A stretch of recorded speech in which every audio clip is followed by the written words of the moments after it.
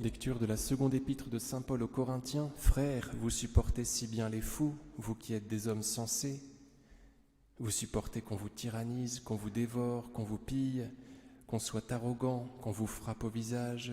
Je le dis à notre honte, puisque pense-t-on nous avons été faibles. Eh bien, ce qu'on ose, c'est en fou que je parle, moi aussi, je l'oserai. Ils sont hébreux, moi aussi. Ils sont israélites, moi aussi.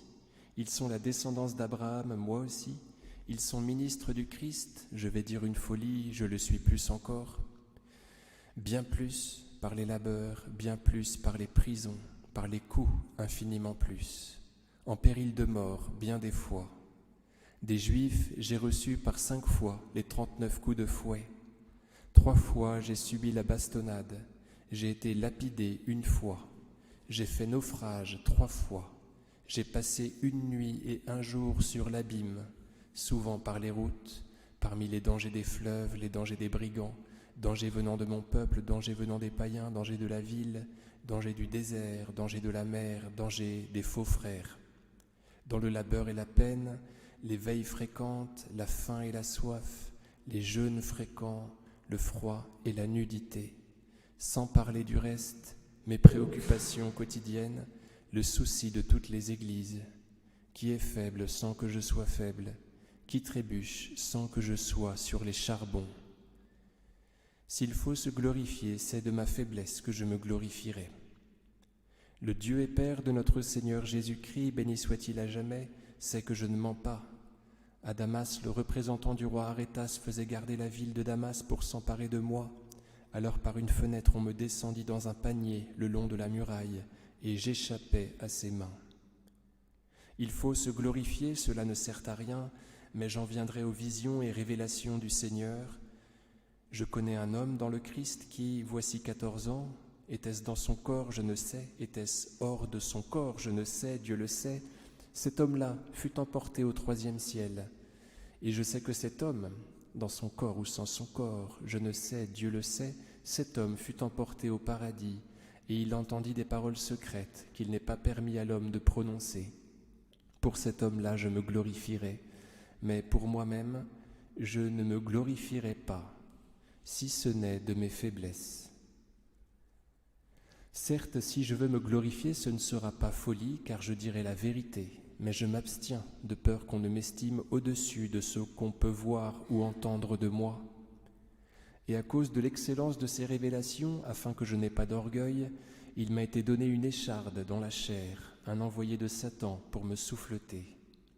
Par 3 fois j'ai prié le Seigneur à son sujet pour qu'il s'écarte de moi. Et le Seigneur m'a dit, ma grâce te suffit, car ma puissance atteint sa plénitude dans la faiblesse. De grand cœur donc, je me glorifierai plutôt de mes faiblesses, afin que demeure en moi la puissance du Christ.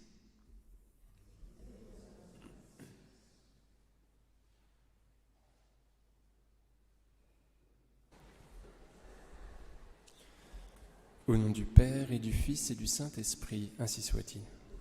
Chers amis, je me porte sur l'épître de saint Paul aux Corinthiens. Ce fameux passage où il déclare 3 fois qu'il prévoit, qu'il décide de mettre sa gloire dans sa faiblesse, de se glorifier plutôt de sa faiblesse. Alors, il se glorifie de sa faiblesse pour 3 raisons. Donc vous avez noté qu'il fait d'abord la liste de ses peines, des peines qu'il prend pour le troupeau de Dieu. On se rend compte au passage qu'il partage exactement les mêmes peines que le Seigneur Jésus. Il les retraverse toutes, il les revit toutes, voilà. Et après quoi, il déclare cela, sans parler du reste. Mes préoccupations quotidiennes, le souci de toutes les églises, qui est faible sans que je sois faible, qui trébuche sans que je sois sur les charbons. Voyez, donc il commence par énoncer toutes les peines qu'il prend pour le troupeau de Dieu, et ensuite il dit cela. Voilà, sans compter tout le reste, mes préoccupations quotidiennes, le souci de toutes les églises, qui est faible sans que je sois faible, qui trébuche sans que je sois sur les charbons.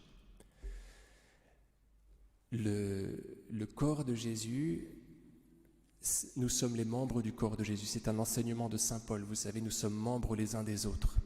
Donc il est logique que quand un membre souffre, eh bien les autres membres souffrent eux aussi. Donc Paul est en train de vivre cet enseignement-là. Il le vit dans sa chair. Quand quelqu'un tombe, je le sens. Voilà. Alors après avoir parlé des peines qu'il prend pour le troupeau de Dieu et de cette peine plus intérieure, plus ontologique, vous voyez, il va dire pour la première fois, s'il faut se glorifier, c'est de ma faiblesse que je me glorifierai.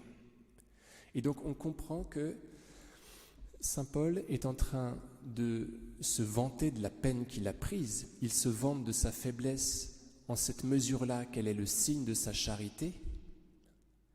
Voilà, je me glorifie de toute la peine que j'ai prise. Je suis dans cet état parce que je me suis donné de la peine pour vous et je me vante de cela. Vous voyez, c'est la première. C'est comme ça qu'on peut comprendre cette phrase-là. Je me glorifierai dans ma faiblesse. Et ensuite, on peut comprendre que Saint Paul est en train de dire que sa faiblesse est le signe de sa solidarité avec le corps. Vous voyez, je me glorifie de ma faiblesse parce qu'elle est le signe de toute la peine que j'ai prise. Je me glorifie de ma faiblesse parce qu'elle est le signe que je suis en lien avec vous. Comprenez ? Quand il y en a un qui tombe, je souffre moi aussi. Je suis plombé moi aussi. Je me glorifie de ma faiblesse, qui est le signe de ma solidarité, de ma charité et de ma solidarité existentielle avec vous. Voilà. Alors, il va continuer son discours et il va redire encore une fois qu'il se glorifie de sa faiblesse et on va comprendre que c'est pour une troisième raison.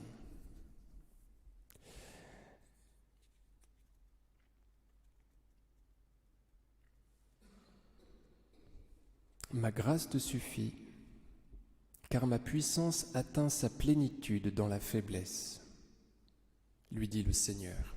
Je me glorifierai donc plutôt de mes faiblesses, afin que demeure en moi la puissance du Christ.